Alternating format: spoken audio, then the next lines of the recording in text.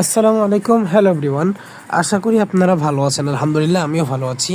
আজকে আপনাদেরকে দেখাবো নগদ হাত দিয়ে ওটিপি বসাবেন কিভাবে, প্লাস বিকাশ ক্লোন করবেন কিভাবে। ঠিক আছে, তো এখন বেশি কথা না বলে আপনাদেরকে আগে নগদটা লগ ইন করে দেখাই। তার আগে নগদের স্টোরেজ ক্লিয়ার করে নিচ্ছি, কারণ এখানে অন্য একটি নাম্বার দিয়ে আগে থেকে লগ ইন করা ছিল। তো আমি এটাকে ক্লিয়ার অল ডাটা করে নিলাম।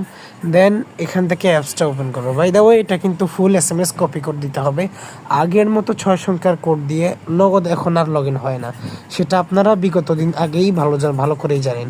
তো আমরা এখান থেকে এগিয়ে যেয়ে আমি এখানে আমার ফোন নাম্বারটা উঠাবো, যে ফোন নাম্বারটি অলরেডি এই ফোনের মধ্যেই আছে।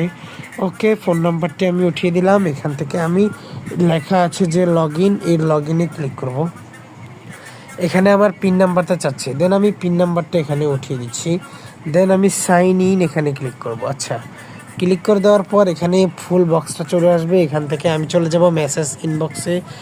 দেন এখান থেকে ইনবক্সে আসার পর এখান থেকে একটু ওয়েট করব, দেখবেন নগদ থেকে একটি ওটিপি আসবে। এখান থেকে ওটিপিটা আমি ফুলটাকে SMS কপি করে ফেলবো। আমি চেপে ধরে কপি বাটনে ক্লিক করে কপি করে ফেলবো। দেন এখান থেকে চলে যাব আবার এই অ্যাপসে, এসে এখানে পেস্ট ওটিপিতে ক্লিক করব, দেন কনফার্ম করে ফেলবো।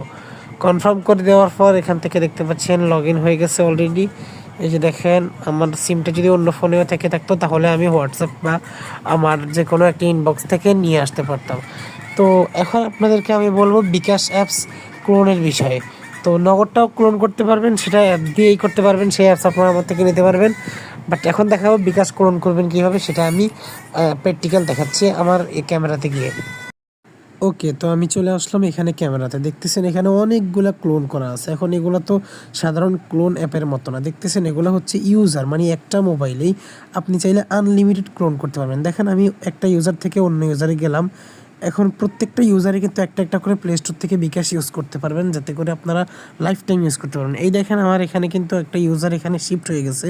এখানে দেখতেছেন এই ইউজারে আমার নতুন একটা বিকাশ লগ ইন করা আছে। এখন বলি কাজটা আপনারা কিভাবে করবেন। এটা করার জন্য আপনাদেরকে আমার হোয়াটসঅ্যাপে যোগাযোগ করতে হবে।